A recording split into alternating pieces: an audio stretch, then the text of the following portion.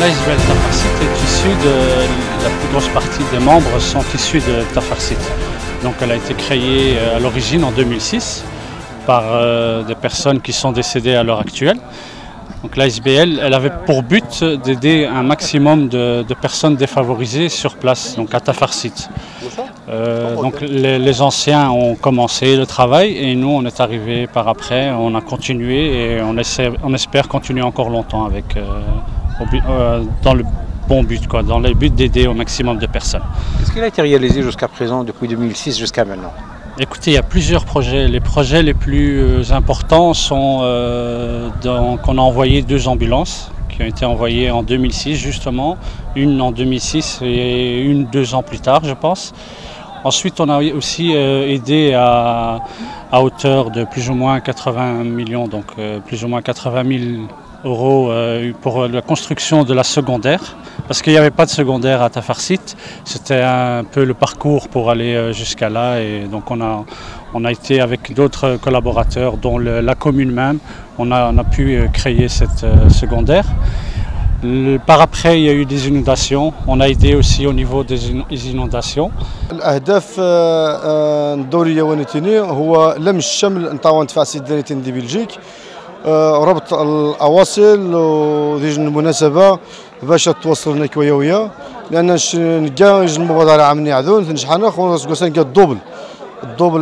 زغان 16 فرقة قوسان 32 فرقة مشتورين حج نغار دانيتين تفاسيد ما يسمى يجمهور هذا مكران دانيتين يغنى تسقم موزرنا ويا 10 سنين 8 سنين تمداروا أنا من ذرعي اسمه ذرعي مكران شنيز المناسبة هي مشنا ولا مكران. أهداف الناس وهو نجمع الدعم الجمعيه التضامن، لان جمعيه التضامن ما غاتبوش الموارد وهذه نبوش الجهه مانحه باش الموارد ناخذ دقا نتمسراين الانشطه اللي نخدمهم انشطه رياضيه المساهمات الجمعويه اللي كاينه نتمنى باش مني خاخت تبدا تفاسير خشى المشروع يتري غير بعد يجن مبلغ مالي على يتسمى باش ازاس نكون المبادرات ازاس نخدم في مسريين ديال فاسيت باش فاسيت ان شاء الله تويا غزه تريد الجمعيه غتصي يتقى المشاريع الفاسيت تلقى ماشنا والحافله ذيك السن التنقل المدرسي زيد فاسيت غسروان تو حنجان تخميطور نغايج المستوى غا البكالوريا يعني تبدل وغاس ولا سيما في حنجيرين وغاس تمدي راح نتغاد مزيدا كالاخوان جزاهم الله عنا خيرا اي تفاسيت مره ساهم ندير مشروعه وساهم ندير عاود تو في حنجيرين تو غاس ندير كالخياطه نقاس ندير المراكز الخياطه تو تقطع عند غلط نتغايج نيبو المدرسه وغاس ماني غراحنت ونساهم ديني ان شاء الله دي رخون نعدر دين نبقى نعدر دين المراحيض اتصل المدارس وخصنا المراحيض وان شاء الله قالوا نتزر هذه نقيش الملعب نسمى هي تفاسيت. هذه هي الدوره الثانيه اللي عملنا هذه السنه والحمد لله انت كتشوف يعني هذه الدوره عطتنا واحد النتيجه ونجحت ونتمنى الله سبحانه وتعالى عاوتاني غادي نزيدوا لقدام اكثر من هذه المسائل هذه. في مجاورة القرى اللي موجودين مجاورة لتفرسيت يعني أغلبية مهاجري الهجرة وقعت في تفرسيت أكثر من القرى أخرى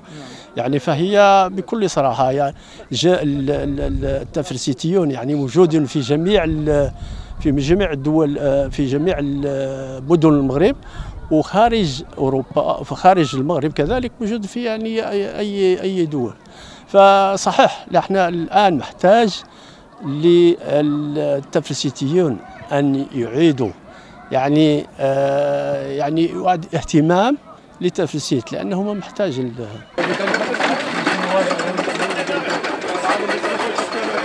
حنايا بعد الدوري اللي كنديروه كنجمعوا به التبرعات على الاشخاص سواء كان من تفرسيت او مناطق المجاوره من اجل يعني باش نعاونوا الناس اللي عندنا في تفرسيت في المجال الرياضي خاصه وجميع المجالات ان شاء الله. وجمعيه التضامن معروفه عندنا كتخدم المصالح ديال تفرسيت يعني في اي دشر، علما بان تفرسيت فيها شي 13 مدشر، ولكن هي كتجمع ما كتقوقعش على راسها، فتح الابواب لجميع يعني الكوادر والكفاءات. Très heureux d'accueillir ce tournoi ici dans les infrastructures sportives de Molenbeek et de voir qu'on peut organiser un tournoi avec 30 équipes qui sont porteuses évidemment de ce projet pour investir sur le plan social à Tafersit. L'initiative est extrêmement sympathique, ce n'est d'ailleurs pas la première. Et donc, moi je pense qu'aussi il y a évidemment le sport, mais à côté du sport, il y a aussi la rencontre justement de personnes qui ont un lien avec cette ville et qui, voilà, c'est aussi une belle occasion de porter ensemble ce projet.